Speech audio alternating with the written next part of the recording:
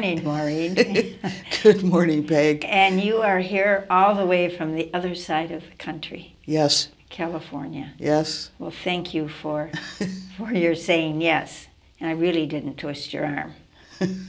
But I saw that you were coming in for Jubilee, so I thought, I'll get her. All right, so tell your story. This is something that Jody started, and it really is of interest to our families, to our congregation for congregation history, to our benefactors. And you're on YouTube. After this interview, you are going to be one of the famous women of the Adrian Dominican Sisters. So it will be well worth your trip from California. Thank you. Maybe we could begin with, your beginnings, and you can tell as much as you want about yourself and your family and your siblings and your schooling, etc. Okay, I was born in Detroit, Michigan. East side or west side? On the east side. Okay. And I had one brother. Well, first of all, my parents, my father was born in New York, and because of a railroad accident to my grandfather, they moved to the Detroit area. And that's where my father met my mother, who was born in Detroit. And they met in the local parish. And I had one brother who did not make it because my mother was ill at the time I was born and the time that he was born, and she subsequently died when I was about 4.5. But later, when I was a novice, my father remarried, and now I have a brother and a sister and many, many nieces and nephews. Oh, how nice. So it turned out very well. God blessed us. And how was that for you when your dad said he was going to get remarried? Well, it was a little hard because it was 1 month before I made first profession. And I really wanted to go to the wedding. Okay. But of course I couldn't. It was either I stay in the Adrian Dominicans or I go to the wedding, and that would be the end of the Adrian Dominicans. And so it was a little crisis at the time, but here I am, 66 years later. So, and your dad did speak to you afterwards. Oh, yeah. And, but it was fine. It was fine. And as I say, it's turned out very well. And now I have a family to go home to when I go. And many, many, as I say, nieces and nephews. And there's always something good that happens from a tragedy, it seems, or from a misfortune. Right. So how blessed. And where does your siblings live right now? In Grand Rapids, Michigan. Okay. And that's where I'll be going when I leave here to have a visit. Oh, that's nice. Yeah, before I go back to Santa Cruz. So you plan your trips from California when you come here to Adrian to extend it and go visit a few others. So what about your schooling? Where'd you go to school? Well, when I was in kindergarten and first grade, I was in public school. And when I was in second grade through sixth grade, I had cousins that went to the Madams of the Sacred Heart. Ooh. And my father thought it might be nice if I went, and then I could be with them and also, have a ride back and forth to school and whatever. So I went there for 4 years, from the second grade through the sixth grade. But then I moved, and from the 7th grade through high school, I went to St. Ambrose in Detroit. And that's where I really met the Adrian Sisters. As a child, the first sisters I ever met were the Little Sisters of the Poor, because they worked with a family that lived across the street from us for a man who had been ill. And they fascinated me, and I would go over there just to see them. And then later,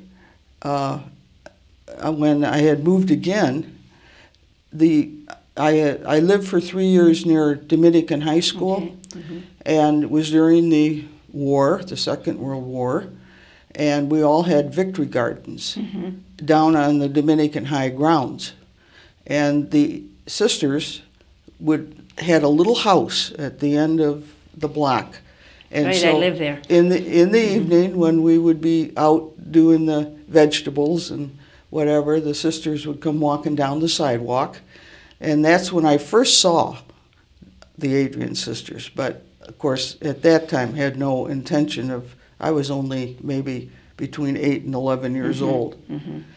But it was when I actually went to St. Ambrose from 7th grade through high school that I became really acquainted with the Adrians. I lived very close to the convent, and it was their joy, and they'd come out at recess time and slide down the hills with us in the winter and, you know, whatever.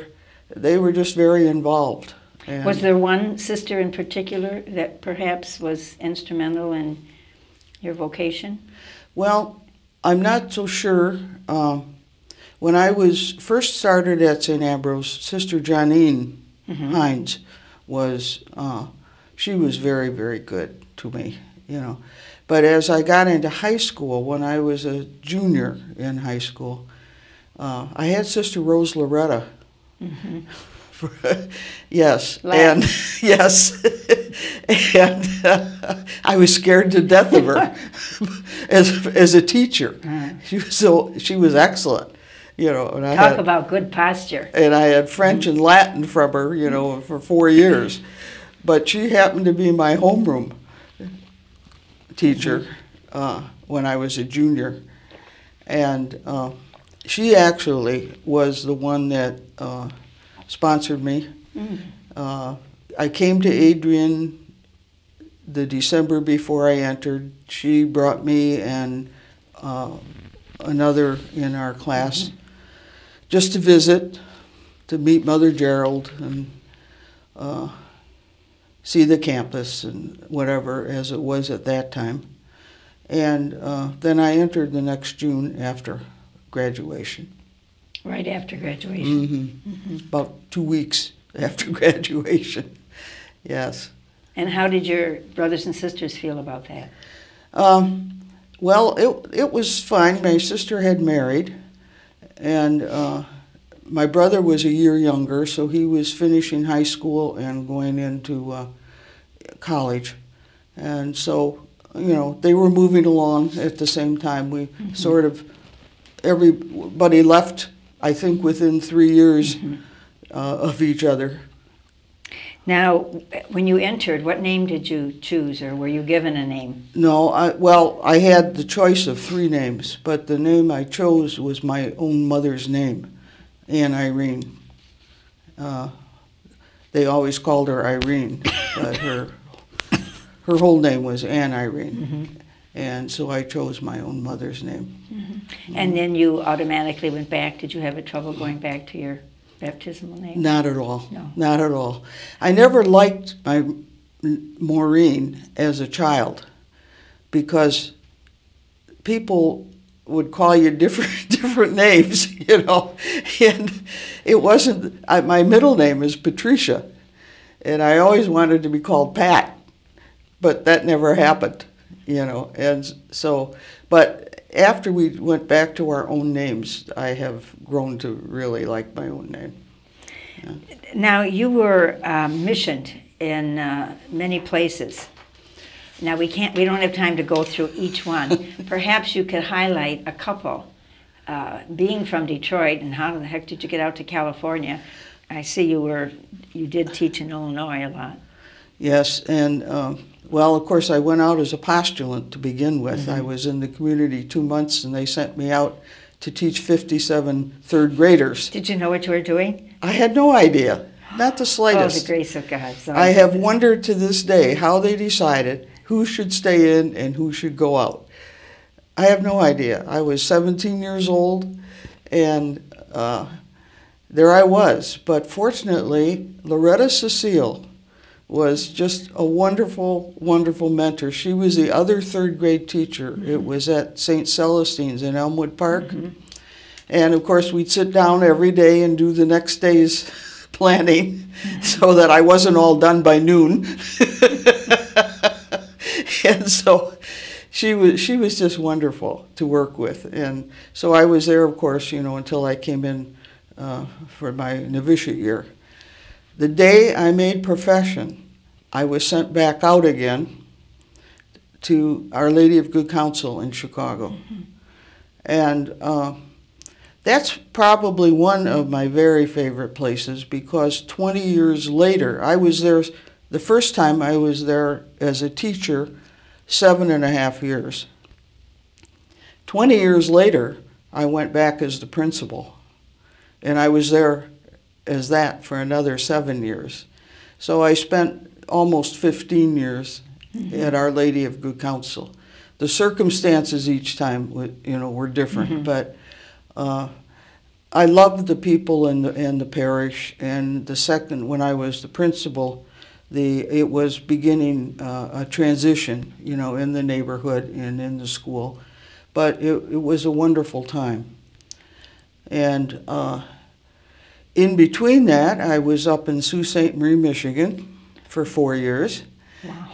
And that was a whole different experience. We had the children of many of the Air Force people from Kinchlow Air Force Base, and it was during the time of the Cuban crisis. Okay. And so their dads went flying off all of a sudden, and then we also had the farming community up there, and it was a very nice experience. I really have liked and loved every place I've been. And at that time, when you went to the Sioux, did you choose that, or you were? No, we were still being assigned. Still being assigned. Still being assigned. Yeah. And then my last, what you would call, I guess, assignment was when I went to St. Columbanus. After that, I went from the Sioux to St. Columbanus. And that was really the beginning of my cultural experience with people of other cultures. And also it was a time that I began going to school for my master's degree in cultural education. And so where did you go for your master's? I went to Northeastern Illinois University. But we had a center on the south side of Chicago called the Center for Inner City Studies at the time, and that's where I could go for class, because I taught all day and went to school at night. And but my degree is through University of Illinois, Northeastern University of Illinois. And so I was there for 5 years and moved on to Maywood, which was a mixed cultural area of Black American, Caucasian, Hispanic. We in the school, and the parents. I loved Maywood. The people they were so together with each other that it made our work and our job so easy. And it was one of the parishes where you could really get in and work with the people when they would have any kind of festivities or activities going on. We worked right with them. We'd be over there and working with them, and they were working together, and the kids got along so well. And again, it was another cultural experience. So you keep telling me all the places, oh, this was my best, this was... Maybe I should ask you, which one didn't you like? No, I'm just kidding. Don't No, I really enjoyed each one, because each one had a different flavor, How did you get out to California? Well, after 7 years of school administration back at Good Counsel, I was living with Sister Isabel Jordan. We had lived together for 9 years. there in Chicago. And she was working at Catholic Theological Union. But we both decided at that time that it was time for a change. And I said to her, if I am ever going to go anywhere else in my life besides Chicago area, I think it's time to move. So we looked around, and she had a sister that lived about 45 minutes from San Diego. And we had been out there to visit her, several times. And so we thought San Diego would be a nice place to move to. So we picked up our things and got a van and moved to San Diego. And I got... Without a job? Well, without a job. But we went ahead of time before we actually moved to look for a job. Okay. And I was fortunate enough to be hired by Kathy Clausen for All Hallows.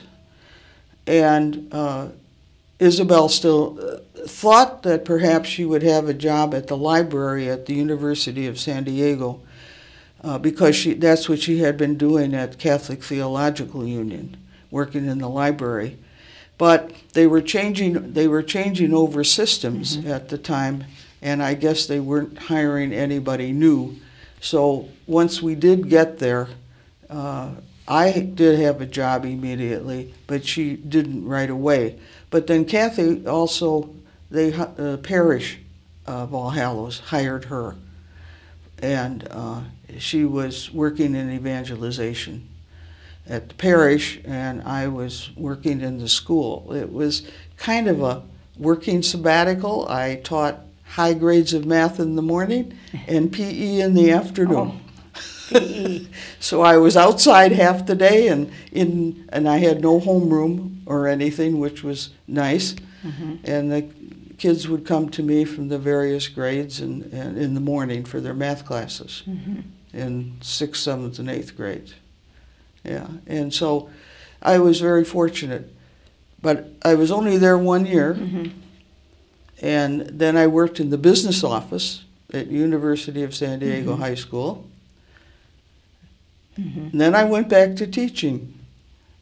At St. Jude's. Okay, so you were in San Diego. Then how did you get to Santa Cruz? Well, in 2000, I had a sabbatical for a year. And so I thought, well, I wasn't quite old enough to feel like I needed to retire or wanted to retire. And so I thought, well, I'll see what. So I sent out a few resumes, and of course one was to Dominican Hospital. And that resume got there quickly, and I got a call as quickly as it must have gotten there to come, asked to come and work at Dominican. And so that's what I did. And doing what?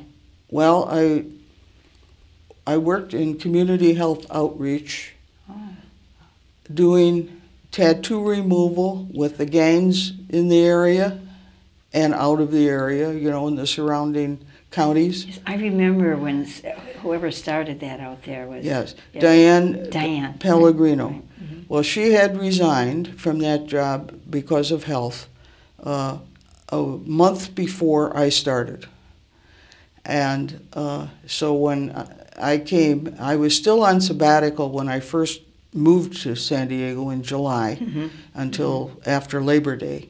But I had gone to a meeting with Michaela and Madeline Durbin at the time, and they told me that Diana was, retiring from that job. Tell me, why was that started? What prompted Diane to start that ministry?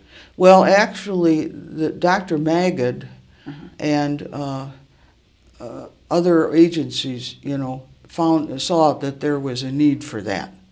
And so Diana became the coordinator of the program once it started. So it was started through the doctors and through Dr. Magid basically, and other agencies. So it wasn't a medical reason. People just personally wanted to remove the tattoos? Well, see, because they're gang-related. Right.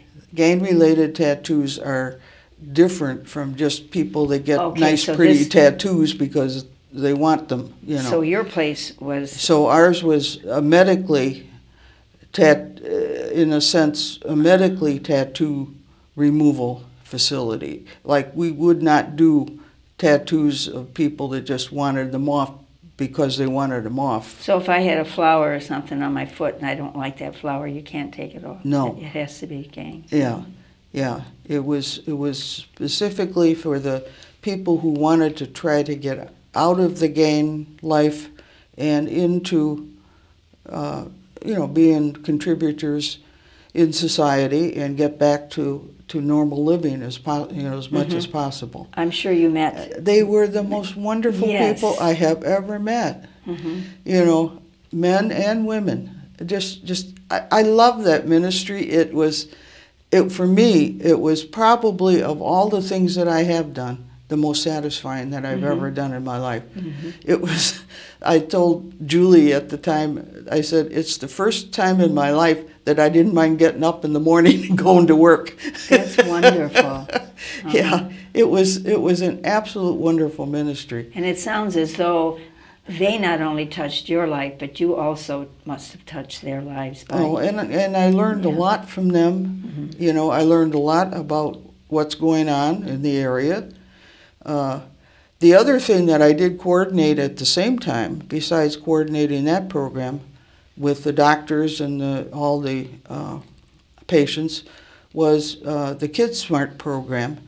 We went into about 50 schools, public, Christian, Catholic, to do hearing, vision, and scoliosis screening.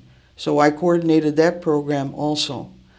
A third little thing that I did, and it was little, that went along with these other two bigger ones, was we had a book program. We had 1,500, 1,600 little people in the pediatric program on our floor. Our floor at the hospital was the outreach floor.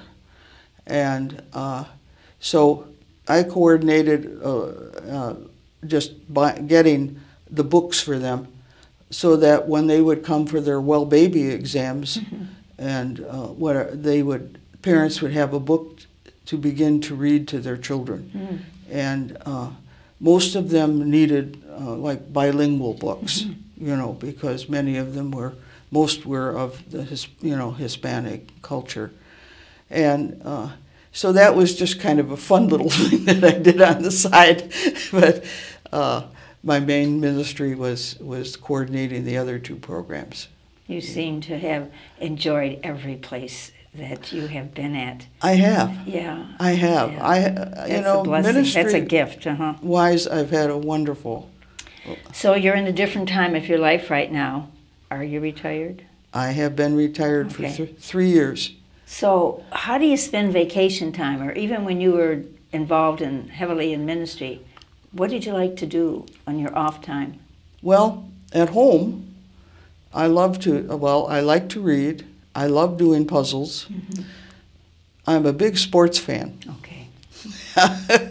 Growing up in Detroit. Detroit Tigers. Yes, Detroit Tigers, and moving on to the other places with whatever team was playing. Right now I'm with the San Francisco Giants and the Golden State Warriors that just won the championship. Right. And so I enjoy watching them, and usually what I'm doing, if I'm watching TV, I'm either reading and watching, or I'm doing a puzzle and watching. I do a couple of different things at one time, I just enjoy that. And I'm not a person to sit down and just do nothing all day, by any means. But if I'm vacationing now, and of course in California, I love to go to Lake Tahoe when possible. And to help out with the missions. What? To help out with the mission. Yes, to help out with the mission, yeah. That's very good of you, Sister. And we can take, you know, in California, you can take a weekend trip just about any place and find out, you know, something about it that you didn't know before. Is there something about you that perhaps we'd be surprised to know? Well, maybe that you want to talk about. Maybe that basically I'm a shy person, in the sense that I really enjoy my quiet. Mm-hmm. You know, that's one thing in being retired, that in the mornings, to be able to sit down, have prayer time, that, you know, I probably didn't take as long when I was working. To be alone is not something for me that, you know, is a disaster. I really like being alone at times, being quiet. I was like that when I first entered. I was very shy when I first entered. But over the years, of course, I have changed considerably. Kind of had to. I do have a good sense of humor, and I enjoy fun things and laughing and whatever, you know, but I experienced that when we had a few car issues. I know. Anyway, what gives you energy and purpose right now in your life? Well, right now I'm back out in the community doing Meals on Wheels. I deliver meals to about 10 people every week.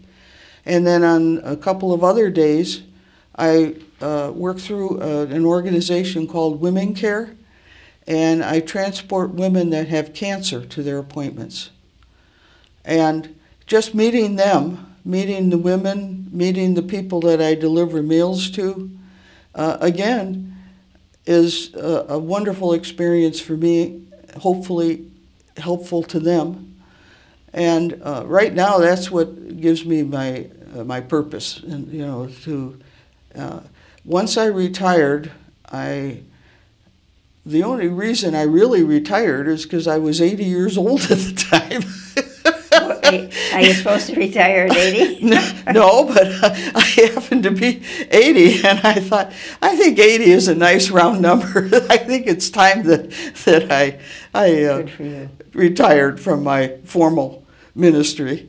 But because I still feel well and able, and I wanted to get back out in the community. I really couldn't wait to get back out in the community. I gave myself a month, and then I started looking for, you know, places where I could volunteer. Well, I said I didn't retire, but you kind of recalculate your life. I mean, you go into a different direction, or perhaps the same thing, only you transfer your skills. But yes, once you're involved, you stay involved. But you can also sit back and take that prayer time, like you were mentioning, without feeling, oh my gosh, I should be someplace. How would you like to be remembered? Probably as a person who is compassionate and really has a lot of passion for the underserved. Because I really love the underserved people. And in any way that I can be of help, and I know they're as much of a help to me, more so probably than I may be to them at times, that's how I guess I would like to be remembered. You've had a couple months, I think it's a couple months, since I invited you to consider doing this. Is there something else you'd like to tell the viewers that we haven't talked about? As you look back on your life. Well, you know, as I look back on my life, I mean, in addition to what we talked about, I mean, I've had many other experiences in, you know, many ways. And I guess I'd have to just sum it up by saying how good God has been to me. I always marvel that I've lived as long as I have, because both of my parents, my father died when he was only 57 years old. My mother died when I was only 4.5, very young at 30. I guess I marvel that I'm still alive at my age and able to do what I can. You know. Seems like you're supposed to keep doing whatever you can do. So God's been just wonderful. You know, I've been very blessed, and that's all I can think of. Every day I get up and I say, thanks God for another good night and another new day, because I marvel myself that I'm still alive. So. Well, thank you, Maureen, for your willingness to do this. As I listen to the stories and the women in our lives who have brought us to this point, and we say we stand on the shoulders of these women who have mentored us and been a presence to us, you are that to somebody else. Thank you. You really are. When you think of all the lives that you have touched and the different ministries that you've had and the various places and that very first class of 57 kids. I always say we had good discipline because of the habits, and the parents listened. The parents supported us. Well, and you also know that the Adrian Dominican congregation has certainly been the most wonderful support and advancement of what I've been able to do. So anyway, thank you. And we can do your next 80 years the next time you're in the area. Thank you, Maureen, so much for your ministry, for your service to all the people of God's good earth. And enjoy your family on your next visit to Grand Rapids. Thank you so much.